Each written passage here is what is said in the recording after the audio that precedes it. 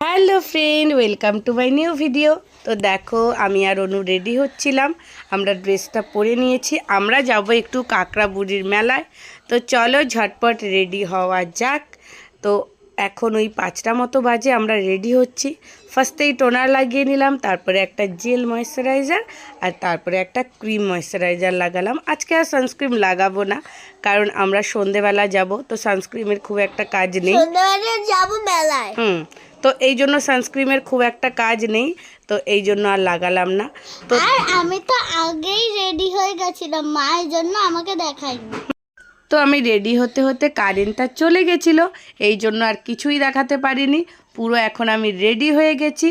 এই হলো আমার ফাইনাল লুক। কেমন লাগছে জানিও। আর অনুকে তো দেখাতে পারবো না, কারণ অনু কখনোই রেডি হয়ে আমার কাছে থাকে না। তো চলো বেরিয়ে পড়লাম। মামি এখন আমাদের বাড়ি চলে এসেছে। এই যে আমি রেডি হয়ে বাইরে বেরিয়ে গেছি মেলায় যাওয়ার জন্য।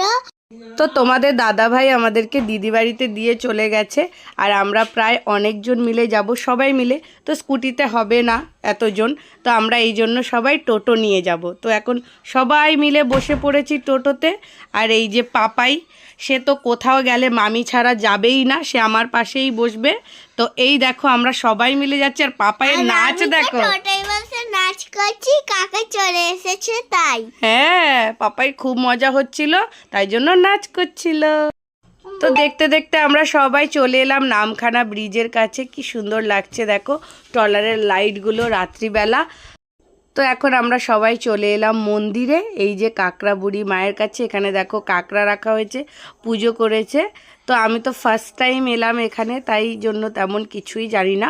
আর এত ভিড় হয়েছে যে আমরা মন্দিরে ঢুকতেই পারিনি। দেখতেই পাচ্ছ মন্দিরের এত ভিড় যে ঢোকাই যাচ্ছিল না মন্দিরে। তো আমরা এখন চলে এসেছি ঠাকুর মন্দিরের পিছনে। দেখো এখানে বড় বড় উনুন বানানো রয়েছে, এখানে মনে হয় ভোগ বানানো হয়, যেটা মাকে দেওয়া হয়। তো মেলা তো খুঁজেও পেয়েছি। তো এখন আমরা চলে এসেছি মেলায়। আর মেলায় এসেই ফার্স্টেই এই মাটির দোকানটা আমাদের সামনে দেখতে পেলাম। এত সুন্দর সুন্দর কালেকশান ছিল, কি বলবো, খুবই সুন্দর। ভেবেছিলাম পরে কিছু নেব, বাট আমরা আর পরে যেতে পারিনি। আর এই যে এই জিনিসটা আমি দেখছিলাম ব্যালকনিতে লাগানোর জন্য, বাট ওই বললাম না, পরে আর আমাদের আশাই হয়নি। আর তারপরে চলে এসেছি বাসনপত্রের দোকানে। এখানে দিদি দেখছিল বাসনপত্র, তো কিলো দরে বিক্রি হচ্ছিল। তো বাসনপত্র দেখা হয়ে গেছে, আমরা এখন যাব অন্য আরেকটা দোকানে, কারণ এখানে অনেক বড় মেলা। তো এখানকার যারা লোকজনরা, ওরা বলছিল যে প্রায় 3 দিন দেখলেও মেলাটা শেষ করা যাবে না।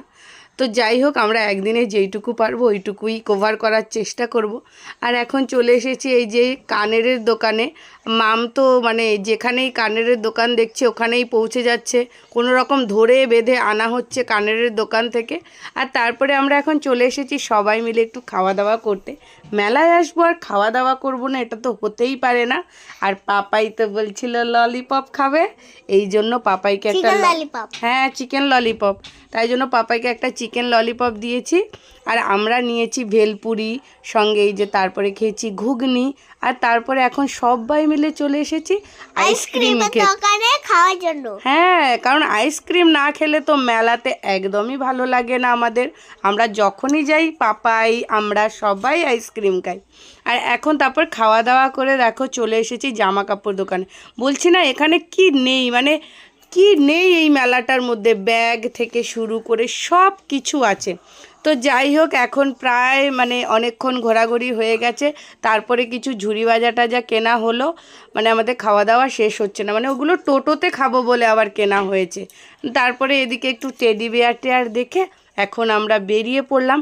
এখন আবার একটু যাব মন্দিরে, কারণ মায়ের দর্শন তো হলোই না, এই জন্য ভাবছি মন্দিরে যাব, বাট জানি না ঢুকতে পারবো কি না, কারণ প্রচণ্ড ভিড়। এই দেখো এখন ওই রাতের তোমার 9:30 মতো বাজে, কিন্তু এত ভিড়, মানে প্রচুর লোক হয়েছে। তো চলো এই যে মন্দিরের সামনে চলে এলাম। এখন তো আরোই ঢুকতে পারছি না, কারণ মন্দিরে এখন আরতি হচ্ছে, তোমরা দেখতেই পাচ্ছ সবাই সামনে বসে পড়েছে, তাই আমরা আর যেতে পারলাম না। যাই হোক, তো তো আমরা দূর থেকেই মাকে দর্শন করে চলে এলাম। এখন সবাই মিলে টোটোতে বসে পড়েছি। ওই যে টোটোতে খাওয়ার জন্য যে ভাজাভুজিগুলো নেওয়া হয়েছে না, এখন সবাই মিলে হামলে পড়ে ওইগুলোই খাওয়া হচ্ছে।